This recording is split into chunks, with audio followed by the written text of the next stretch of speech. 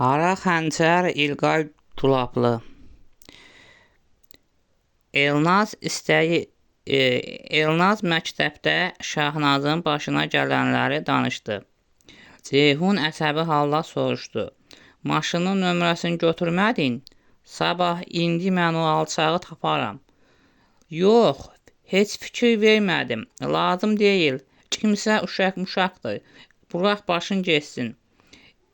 Elələrinə yazığın gəlməsin. Sabah o uşaq-muşaq başqa bir adamı da vura bilər. Sənə bir şey olsaydı biz əmimə nə cavab verərdik? Sən bizə əmanətsən. Hə, orası elədir. Bir qədər sükutdan sonra Şahnaz davam etdi. Yaxşı ki, Firudun adlı o qapıcı var idi. Yoxsa indi mən yox idim. Hələ yazığın xatirinə də dəydim. Bu söz Ceyhunu qısqandırdı. Əslində bunu Şahnaz bilərəkdən demişdi.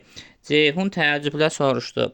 Mən bilən oranın qapıçısı Məmməd adlı bir qoca bir kişi idi. Onu çıxarıblar.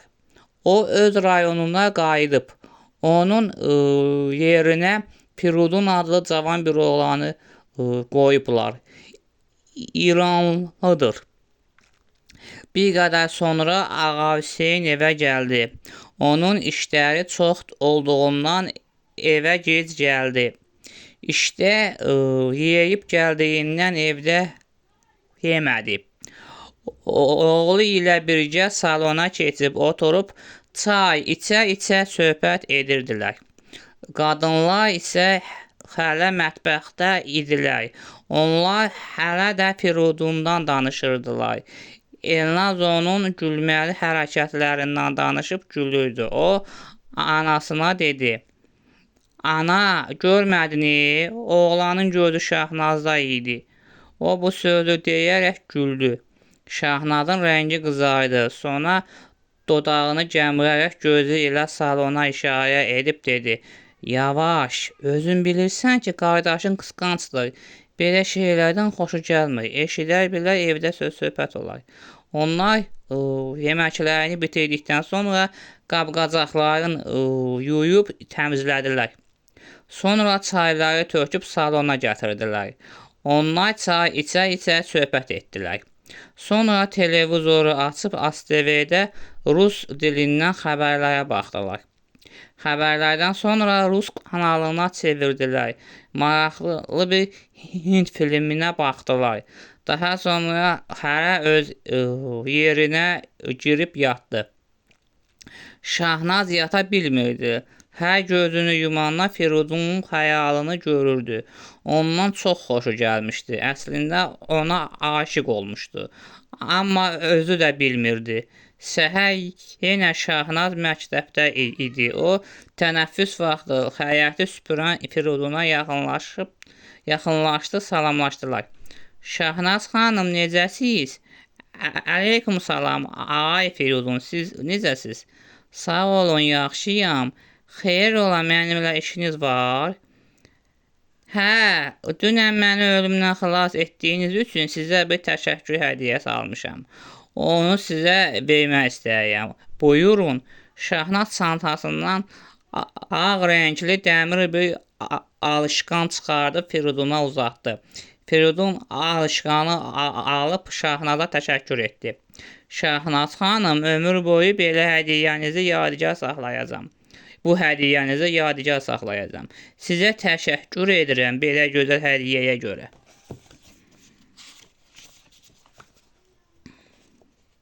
Dəyməz, ağay Firudun. Mən sizə həyatımı və sağlamlığımı borcluyam.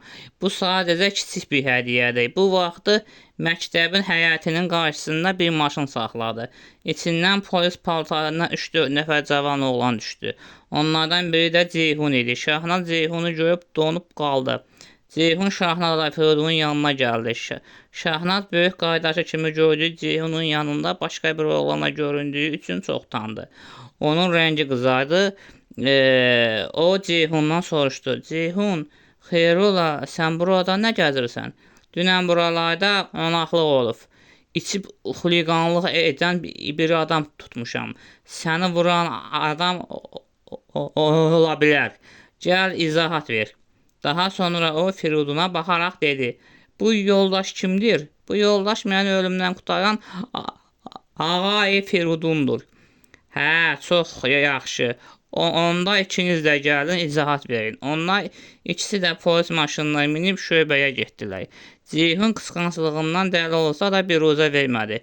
Şahnaz da bunu bilirdi, özünü bilməməzliyə vururdu. Firidun da hiss edirdi ki, Ceyhunun ondan xoşu gəlmir. O, Ceyhunun Şahnazın əmisi oğlu olduğunu öyrəndikdən sonra vəziyyəti özü başa düşdü. Onlar şöbəyə çatdıqdan sonra dustaqların saxlanıldığı yerə gəldilər. Ceyhun əmr etdi ki, müttəhimi gətirsinlər. Polislər əliqandallı müttəhimi gətirdilər. O, 20 yaşında əsgərlikdən təzə gəlmiş, orta boylu, arıq, nazik bığlı bir oğlan idi. Əynində ağ şalvar və qırmızı köynək var idi. O, qorxa-qorxa içəri girdi. Ceyhun onu bərk döymüşdü. O, gəlib Şahnazın və Firidunun qarşısında oturdu. Ceyhun soruşdu: Budur? Şahnaz gözünün önünə həmin anı gətirdi və onu xatırladı. Firidun maşının içindəkini görməsə də maşının nömrəsini yaxşı xatırlayırdı. O, maşının nömrəsini Ceyhuna dedi. Ceyhun o olduğunu dəqiq bildi. Oğlan Şahnaza yalvarmağa başladı. Bacı, vallah mənim etdiyim qələtdən xəbərim yoxdur. İçkili idim. Ceyhun, küçük, hələ dilinlə var danışırsan. Sənə kim dedi ki, içkili halda maşın sür? Mən əsgərlikdən təzə gəlmişəm. Bunun şərəfinə dünən atam qonaqlıq verirdi. Bütün qohum-əqrəbə gəlmişdi. Mən də onları gördüm, kefim açıldı. Söz verirəm, bir də belə şey olmayacaq. Məni bu dəfə bağışlayın, Şahnaz. Mən bu qaqaşı bu dəfə bağışlayıram, şikayətçi deyiləm. Amma bir də içkili maşın sürməsin. Vallah bacı, bir də belə qələt etmərəm. Bax qaqaş, bu axırıncı olsun. Sağ olun bacı, sağ olun. Ceyhun, indi dur, rədd ol buradan, gözüm görməsin. Oğlan sevinə-sevinə durub qaçdı. Daha sonra Ceyhunun əmri ilə polis maşını Firidunla Şahnazı məktəbə gətirdi. Günlərin bir günü Firidun ağacları sulayırdı. Şahnaz da oturacaqda əyləşib kitab oxuyurdu. O, əvvəlkilərindən də daha dar və qısa paltar geyinmişdi. O, qılçalarının üstünə aşırmışdı. Firidun gizli-gizli onun qılçalarına baxırdı. Şahnaz Firidunun baxdığını bilirdi. Onsuz da o baxsın deyə belə geyinmişdi. Firidun yorulub digər oturacağın üstündə əyləşdi. Şahnaz ona səsləndi.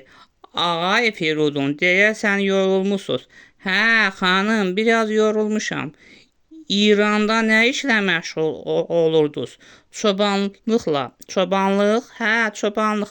Bizim kənddə hamı çobanlıqla məşğuldur. Bir-iki ağa var, bir də onların çobanları. İranın harasındansınız? Ərdabil. Yəqin evli eşikli olarsınız. Uşaqlarınız da olar.